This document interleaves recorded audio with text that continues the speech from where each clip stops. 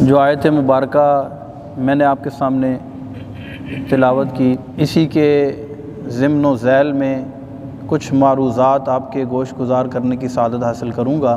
قرآن پاک میں اللہ تبارک و تعالی نے ارشاد فرمایا، سواء منکم من اسر القول ومن جہر بہ ومن هو مستخف باللیل وسارب بالنہار۔ برابر ہے کہ کوئی تم میں آہستہ سے بات کرے یا بلند آواز سے بات کرے، اور جو کچھ رات کے اندھیرے میں چھپا ہوا ہے اور جو کوئی دن میں چل رہا ہے، اللہ تبارک و تعالی سے کچھ بھی پوشیدہ نہیں ہے، اللہ سب کو جانتا ہے۔ امام ساوی رحمۃ اللہ تعالی علیہ اس آیت کے تحت لکھتے ہیں کہ اگر کوئی اس آیت مبارکہ پر غور و تفکر کرے اور اس کا یہ یقین پختہ ہو جائے کہ اللہ مجھے دیکھ رہا ہے، تو اس کے لیے عمل میں اخلاص پیدا کرنا آسان ہو جائے۔ ہم سب کا یہ عقیدہ ہے کہ اللہ دیکھ رہا ہے، ہم نے جو کچھ بھی کیا اللہ اسے جانتا ہے، ہم جو کچھ کر رہے ہیں اللہ اسے جانتا ہے، ہم جو کچھ کریں گے اللہ اسے جانتا ہے، ہم نے جو کچھ سوچا اللہ کو معلوم ہے، ہم جو کچھ سوچ رہے ہیں اللہ کو معلوم ہے، اور جو کچھ ہم سوچیں گے اللہ کو معلوم ہے۔ ہماری کیا نیت تھی اللہ جانتا ہے، ہماری کیا نیت ہے اللہ جانتا ہے، اور ہماری کیا نیت ہوگی اللہ جانتا ہے۔ ہم نے کیا دیکھا اللہ جانتا ہے، ہم کیا دیکھ رہے ہیں اللہ جانتا ہے، اور ہم کیا دیکھیں گے اللہ تبارک و تعالی سے کوئی بھی چیز پوشیدہ نہیں ہے۔ اچھا، یہ ہمارے ایمان اور عقیدے کا بہت اہم ترین جز ہے کہ ہم یہ یقین رکھیں کہ اللہ دیکھ رہا ہے، اس کے بغیر ہمارا ایمان کی کوئی وجود نہیں ہے۔ اچھا، یہ وہ سبق ہے کہ جو ہمارے عقیدے میں شامل ہے، لیکن یہ سبق جو ہے ہمارا کچا ہو گیا ہے۔ اگر یہ سبق پکا ہو جائے، اگر ہمارا یہ یقین پختہ ہو جائے اور ہم دل و جان سے اس چیز کو مانیں کہ اللہ دیکھ رہا ہے، تو پھر مجھے بتائیں کہ ہم میں سے کوئی غلط کام کرے گا، کوئی بے حیائی والا کام کرے گا؟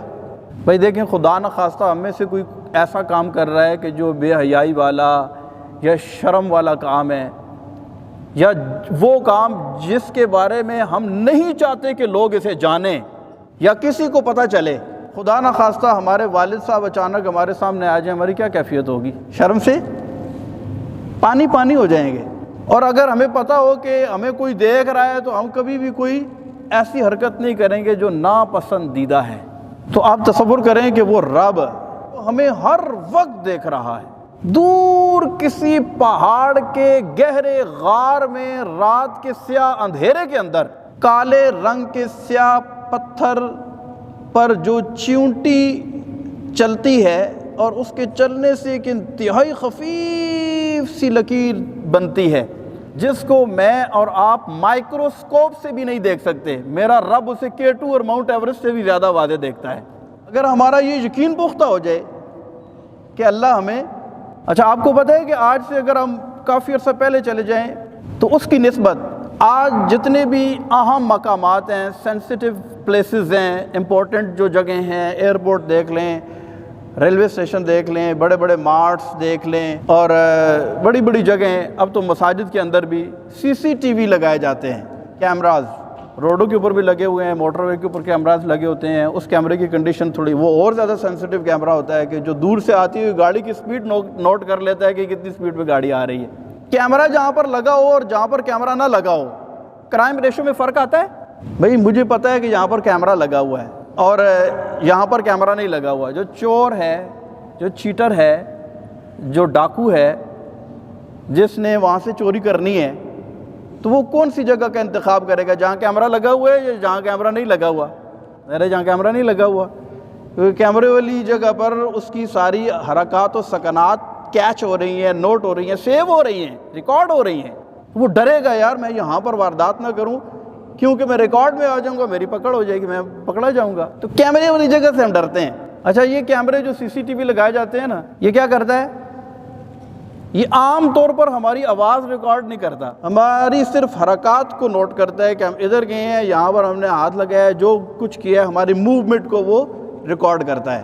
لیکن ہم اس سے ڈرتے ہیں کہ یار اس کے سامنے کوئی واردات نہیں ہونی چاہیے، اب دو چور ہیں آپس میں جو گفتگو کر رہے ہیں، اب کیمرے کے اندر ریکارڈ نہیں ہو رہی، ان کی حرکات ریکارڈ ہو رہی ہیں، آپس میں جو ان کی کنورسیشن چل رہی ہے وہ کیمرے میں ریکارڈ نہیں ہو رہی، لیکن پھر بھی ہم سی سی ٹی وی سے کتنا ڈرتے ہیں۔ اور اگر اس کیمرے میں آواز بھی ریکارڈ ہونا شروع ہو جائے تو وہاں سیفٹی کے چانسز اور زیادہ بڑھ جائیں گے، کرائم ریشو اتنا زیادہ کم ہو جائے گا۔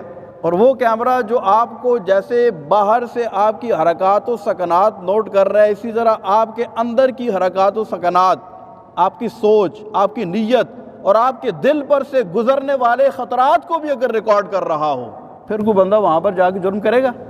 اس کو پتہ ہے کہ میں تو اندر باہر سے دیکھا جا رہا ہوں۔ لیکن کیا وجہ ہے کہ میں اور آپ جاننے کے باوجود، یہ یقین رکھنے کے باوجود کہ اللہ تبارک و تعالی نہ صرف ہماری ظاہری حالت کو دیکھ رہا ہے بلکہ وہ ہمارے باطن کو بھی دیکھ رہا ہے، اور اس کے ساتھ ساتھ وَإِنَّ عَلَيْكُمْ لَحَافِظِينَ کِرَامًا کاتبین یعلمون ما تفعلون، اس نے ہمارے دائیں اور بائیں کندھے پر دو محافظ مقرر فرما رکھے ہیں جو ہماری ہر حرکت اور ہمارے ہر عمل کو نوٹ کر رہے ہیں، کتابوں کے اندر باقاعدہ لکھ رہے ہیں، اس کا ریکارڈ تیار کر رہے ہیں۔ لیکن اس کے باوجود ہم اس سے بے خبر ہو جائیں، نڈر ہو جائیں۔ اصل میں بدقسمتی کے ساتھ یہ سبق ہمیں زبانی طور پر یاد تو ہے، ہمارے ذہن میں بھی ہے، لیکن اس سبق کو پختہ کرنے کے لیے ہم تکرار نہیں کرتے، اس کی ریویژن نہیں کرتے، دل کے اندر اس کے اوپر غور و تفکر نہیں کرتے، جبکہ ہمارے بزرگان دین کا عمل یہ ہوتا تھا کہ وہ ہر وقت اس بات کو پیش نظر رکھتے تھے اور ایک لمحہ بھر بھی اللہ کی یاد اور اس تصور سے غافل نہیں ہوتے تھے کہ اللہ ہمیں دیکھ رہا ہے۔ اس لیے حضرت سلطان باہو رحمۃ اللہ تعالی علیہ نے کیا کہا تھا کہ جو دم غافل سو دم کافر، سانو مرشد اے وہ سکھایا ہو۔ پہلے کے دور کے جو بزرگان دین ہوتے تھے وہ اپنے ماتحت اپنے شاگردوں اور اپنے مریدوں کو یہ سبق یاد کرواتے تھے اور اس کو بار بار رپیٹ کرواتے تھے اور اس کو ذہن نشین کرواتے تھے اور اس کو ہر وقت پیش نظر رکھنے کا درس دیتے تھے کہ یار اس سبق کو تم نے کبھی بھی فراموش نہیں کرنا کہ اللہ دیکھ رہا ہے۔ حضرت عبداللہ تستری رحمۃ اللہ تعالی علیہ بہت بڑے ولی اللہ ہو گزرے ہیں، غالباً تابعین کے اندر ان کا شمار ہوتا ہے۔ آپ کی عمر صرف 3 سال تھی۔ 3 سال کا بچہ کتنا چھوٹا ہوتا ہے، وہ ٹھیک طریقے سے بول بھی نہیں پاتا، ابھی بولنا سیکھ رہا ہوتا ہے۔ رات کو آنکھ کھل جاتی، دیکھتے کہ ان کے ماموں اللہ کی تبارک و تعالیٰ کی بارگاہ میں سجدے میں گرے ہوئے ہیں، گریہ وزاری کر رہے ہیں اور اللہ کی عبادت کر رہے ہیں۔ ایک مرتبہ ان کے ماموں کی نظر ان کے اوپر پڑی تو ان سے پوچھا، بیٹا تم اللہ کی عبادت نہیں کرتے؟ چھوٹا سا بچہ ہے 3 سال کا، پوچھتے ہیں تم اللہ کی عبادت نہیں کرتے؟ انہوں نے پوچھا، ماموں جان مجھے آپ بتائیں نا میں اللہ کی عبادت کیسے کروں؟ اب چونکہ عمر بہت کم تھی تو ان کے ماموں جان نے ان کو یہ ارشاد فرمایا کہ بیٹا جب تم رات کو سونے لگو تو بغیر زبان کو حرکت دیے دل ہی دل کے اندر یہ 3 جملے کہہ لیا کرو۔ وہ کون کون سے جملے؟ یہ ہیں کہ اللہ معیہ، اللہ میرے ساتھ ہے، اللہ شاہد، اللہ گواہ ہے، اللہ ناظر الیہ، اللہ میری طرف دیکھ رہا ہے۔ اچھا 3 سال کے بچے کو یہ سبق پڑھایا جا رہا ہے سب سے پہلے۔ یار یہ 3 اگر فکریں ہم یاد کر لیں، اگر عربی میں آپ کو نہیں بھی یاد کوئی بات نہیں، لیکن اگر 3 فکریں ہم ویسے اپنے ذہن میں بٹھا لیں اور رات کو سونے سے پہلے اگر ہر روز یہ سبق دہرا لیا کریں، اس کی برکتیں بڑی ظاہر ہوں گی۔ حضرت عبداللہ تستری رحمۃ اللہ تعالی علیہ فرماتے ہیں، میں نے رات کو اپنا یہ معمول بنا لیا، کچھ دنوں کے بعد میرے ماموں نے اس کی پروگرس مجھ سے لی، میں نے کہا میں مسلسل وہ وظیفہ پڑھ رہا ہوں۔ انہوں نے کہا اس وظیفے کی تعداد اور اس کی طوالت کو، اس کی لینتھ کو اور اس کے ٹائم پیریڈ کو بڑھا دو۔ کہنے لگے میں نے چند مرتبہ اس کی تعداد کو بڑھایا اور کافی دنوں تک اس وظیفے کو ہر روز رات سونے سے پہلے پڑھتا رہا۔ کچھ اور دن گزرے، میرے ماموں نے اس کے بارے میں مجھ سے کارکردگی لی، میں نے کہا میں مسلسل اس وظیفے کو پڑھ رہا ہوں۔ اس کے بعد آپ کی عمر بڑھتی گئی، جس کی بنیاد اور جن کے اعمال کا آغاز اس چیز سے ہو کہ اللہ مجھے دیکھ رہا ہے، اللہ میرے ساتھ ہے اور اللہ میرا گواہ ہے، پھر حال یہ ہوا کہ بڑے ہو کر آپ کو اللہ تبارک و تعالی نے فنا فی اللہ کا مقام عطا فرما دیا۔ بہت بڑے اللہ کے ولی تھے، عارف باللہ تھے، زندگی کے خاص حصے میں آپ نے مخلوق کو خیر آباد کہہ دیا تھا اور جنگلوں کی طرف نکل گئے تھے۔ کچھ لوگوں نے کہا کہ چلو ان سے جا کر دعا کرواتے ہیں، ان سے ملاقات کرتے ہیں، ان کی زیارت کرتے ہیں۔ جنگل میں ان کے پاس ملاقات کے لیے پہنچے، ملاقات کی، دعا وغیرہ کروائی۔ جب جانے لگے تو کسی نے کہا حضرت آپ نے سارے لوگوں کو چھوڑ دیا ہے اور آپ جنگل میں آ کے بیٹھ گئے ہیں، نہ کسی سے کوئی بات چیت کرتے ہیں، نہ کسی سے ملتے ہیں۔ تو کہنے لگے میاں تمہیں کس نے کہا ہے کہ میں نے بات چیت کرنا چھوڑ دی ہے؟ جب میرا دل کرتا ہے کہ میں کسی سے بات کروں تو میں نماز میں کھڑا ہو جاتا ہوں، میں اپنے رب سے باتیں کرتا ہوں، اور جب میرا دل کرے نا میں کسی کی باتیں سنوں تو میں قرآن کھولتا ہوں، قرآن پڑھتا ہوں، تو رب میرا مجھ سے اپنے کلام کے ذریعے باتیں کرتا ہے جیسا اس کے شایان نشان ہے۔ تو آج ہمارے اعمال کی بنیاد اگر یہ بن جائے کہ اللہ مجھے دیکھ رہا ہے۔ حضرت سیدنا عمر فاروق رضی اللہ تعالیٰ عنہ کا دور تھا، آپ رضی اللہ تعالیٰ عنہ کا ایک طریقہ کار تھا کہ رات کو جب سارے لوگ سو جاتے تو آپ مدینے کی گلیوں میں دورہ فرمایا کرتے تھے اور لوگوں کے احوال جاننے کی کوشش کرتے تھے، کوئی تکلیف میں تو نہیں ہے، کوئی پریشانی میں تو نہیں ہے، کوئی کسی درد، کسی ٹینشن، کسی ڈپریشن یا کسی مصیبت میں گرفتار تو نہیں ہے، کیونکہ میں خلیفۃ المسلمین ہوں اور یہ میری ذمہ داری بنتی ہے کہ میری رعایا سکھ کے ساتھ، چین کے ساتھ رہے۔ ایک مرتبہ آپ مدینے کی گلیوں کے اندر دورہ فرما رہے تھے کہ ایک گھر سے باتیں کرنے کی آواز آئی۔ آپ نے کان لگا کر سنا تو ایک ماں اپنی بیٹی سے یہ کہہ رہی تھی کہ بیٹی دودھ میں پانی ملا دو۔ بیٹی نے آگے سے جواب دیا کہ امیر المومنین حضرت سیدنا عمر فاروق رضی اللہ تعالی عنہ، حضرت سیدنا عمر فاروق اعظم رضی اللہ تعالیٰ عنہ نے دودھ میں پانی ملانے سے منع کیا ہے۔ ماں نے کہا کہ عمر کون سا دیکھ رہے ہیں، تم دودھ میں پانی ملا دو، کسی کو کیا پتا کہ دودھ میں پانی ملایا گیا یا نہیں ملایا گیا۔ تو بیٹی نے کہا کہ اگر عمر نہیں دیکھ رہے تو بھی میرا رب مجھے دیکھ رہا ہے، لہذا میں دودھ میں پانی نہیں ملاؤں گی۔ حضرت سیدنا عمر فاروق اعظم رضی اللہ تعالیٰ عنہ واپس اپنے گھر میں تشریف لے آئے۔ صبح ہوئی تو اپنے بیٹوں کو جمع کیا اور کہا کہ میں نے ایک بہت زبردست رشتہ دیکھا ہے، تم میں سے کون ہے جو شادی کرنے کے لیے تیار ہے؟ حضرت عاصم رضی اللہ تعالیٰ عنہ نے سر تسلیم خم کیا۔ حضرت سیدنا عمر فاروق رضی اللہ تعالیٰ عنہ نے اپنے بیٹے حضرت عاصم کا نکاح اس بچی سے جو رات کو کہہ رہی تھی کہ اللہ دیکھ رہا ہے لہذا میں دودھ میں پانی نہیں ملاؤں گی، اس کے گھر رشتہ لے کر چلے گئے۔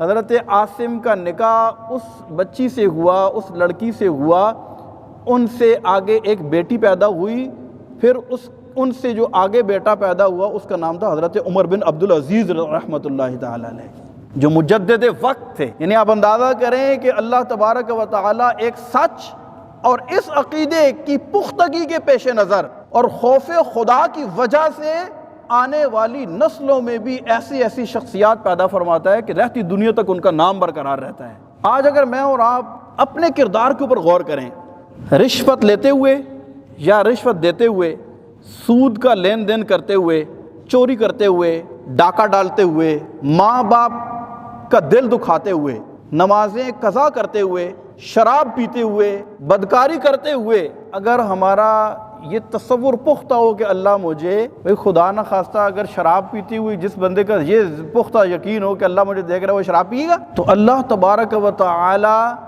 ہمیں دیکھ رہا ہے اور ہمارے ایک ایک عمل کے بارے میں قیامت کے روز ہمیں بتایا جائے گا کہ یہ عمل تم نے کیا ہے۔ یہ نہیں کہ رات گئی اور بات گئی، بلکہ وہ نامہ اعمال جس میں ہمارا سارا کردار، ہمارے سارے کرتوت، ہمارے سارے اعمال لکھے جا رہے ہیں، قیامت کے روز وہ ہمارے ہاتھ میں دے کر کہا جائے گا اقرأ کتابک کفی بنفسک اليوم علیک حسیبا، پڑھو اس کو جو تم نے کیا ہے۔ فَمَن يَعْمَلْ مِثْقَالَ ذَرَّةٍ خَيْرًا يَرَهُ، جس نے ایک ذرے برابر نیکی کی ہوگی وہ قیامت کے روز اس کے یَرَهُ، اسے دیکھے گا، اپنی آنکھوں سے دیکھے گا وہ۔ وَمَن يَعْمَلْ مِثْقَالَ ذَرَّةٍ شَرًّا يَرَهُ، اور ایک ذرے برابر بھی کسی نے گناہ کیا ہوگا تو وہ اس کی آنکھوں کے سامنے آ جائے گا، وہ اسے دیکھے گا۔ مسلمان کا یہ عقیدہ اور یہ یقین ہونا چاہیے کہ اللہ مجھے دیکھ رہا ہے۔ سب حضرات اگر میرے ساتھ مل کر یہ فکرہ 3 مرتبہ دوہرا لیں، آپ سب کو یہ سبق اور مجھے یہ سبق یاد ہے، لیکن اس سبق کے پختہ ہونے کی ضرورت ہے۔ اگر یہ سبق پختہ ہو گیا تو انشاءاللہ ہمارا کام آسان ہو جائے گا۔ ایک بندے کا اگر یہ یقین ہو کہ مجھے اللہ دیکھ رہا ہے، میری نیتوں سے بھی اللہ واقف ہے، تو پھر مجھے یہ بتائیں کہ وہ ریا کی نیت سے کوئی کام کرے گا؟ صدقہ دے گا تو یہ کہے گا کہ یار میرا نام ہو جائے، میری واہ واہ ہو جائے، اخبار میں میرا نام آ جائے، سوشل میڈیا کے اوپر میرے کلپ چلیں، میری تصویریں شیئر ہوں، کیونکہ ماں بدولت نے اتنا پیسہ صدقہ دیا ہے۔ تو جب اللہ تبارک و تعالیٰ کی ذات اس کے پیش نظر ہوگی، جب اس کو پتہ ہے کہ میری نیت کا چور میرا رب جانتا ہے، تو وہ کبھی بھی عمل کے اندر ریا نہیں کرے گا، اخلاص پیدا کرنا۔ اسی لیے حضرت امام صاوی رحمۃ اللہ تعالیٰ نے فرمایا کہ یہ جو آیت مبارکہ ہے نا، اگر اس آیت مبارکہ کو کوئی بندہ اپنے ذہن میں بٹھائے، سواء منکم من اسر القول ومن جہر بہ ومن هو مستخف باللیل وسارب بالنہار، اگر کوئی اس پر غور و تفکر کر لے اور یہ یقین اپنے دل میں پختہ کر لے اور اپنے ذہن میں اس کو بٹھا لے اچھی طریقے سے کہ اللہ مجھے دیکھ رہا ہے، تو اس کا مطلب ہے اس کے بعد اس کے عمل میں ریا نہیں آئے گا، اس کے عمل میں دکھاوا نہیں آئے گا، اس کے اندر میں خود پسندی نہیں آئے گی، عمل کرنے کے بعد دل میں غرور پیدا نہیں ہوگا، تکبر پیدا نہیں ہوگا۔ یہ نہیں کہے گا کہ وہ جی میں تو رات کو تہجد پڑھتا ہوں، میں تو 5 وقت کی نمازیں پڑھتا ہوں، رمضان کے سارے روزے رکھتا ہوں، وہ لوگوں کے سامنے نشر نہیں کرے گا، کیونکہ اس کو پتہ ہے کہ میرا رب جانتا ہے، میں رب کے لیے عمل کر رہا ہوں۔ جب رب کے لیے کر رہا ہوں تو بات ختم ہوگی، کسی کو بتانے کی ضرورت ہی نہیں ہے۔ اللہ تبارک و تعالیٰ سے دعا ہے کہ خالق کائنات مجھے اور آپ کو یہ یقین اپنے دل میں پختہ کرنے کی توفیق عطا فرمائے کہ اللہ دیکھ رہا ہے۔ سب بولیں اللہ دیکھ رہا ہے، اللہ گواہ ہے، اللہ گواہ ہے، اور اللہ میرے ساتھ ہے، اللہ میرے ساتھ ہے۔ اچھا، اللہ میرے ساتھ ہے تو پھر مجھے کسی سے ڈرنا چاہیے؟ اللہ میرے ساتھ ہے تو پھر مجھے کسی کا خوف رکھنا چاہیے؟ اللہ میرے ساتھ ہے تو پھر مجھے کسی اور کے در پر جا کر منت ترلے یا کسی اور چوکھٹ پہ اپنے سر کو جھکانا چاہیے؟ جب اللہ میرے ساتھ ہے تو بات ختم۔ اللہ تبارک و تعالی ہمیں اپنی معرفت نصیب فرمائے۔ انسان کو اللہ تبارک و تعالی نے دنیا میں اپنی عبادت اور اپنی معرفت کے لیے پیدا کیا ہے۔ وَمَا خَلَقْتُ الْجِنَّ وَالْإِنسَ إِلَّا لِيَعْبُدُونِ، ارشاد فرمایا کہ ہم نے جنوں اور انسانوں کو کس کے لیے پیدا کیا؟ مفسرین لکھتے ہیں اللہ ای لیعرفون، اللہ نے اپنی معرفت کے لیے ہم نے انسان اور جنوں کو پیدا کیا ہے۔ اللہ تبارک و تعالی ہمیں اپنی معرفت نصیب فرمائے، آمین بجاہ النبی الامین۔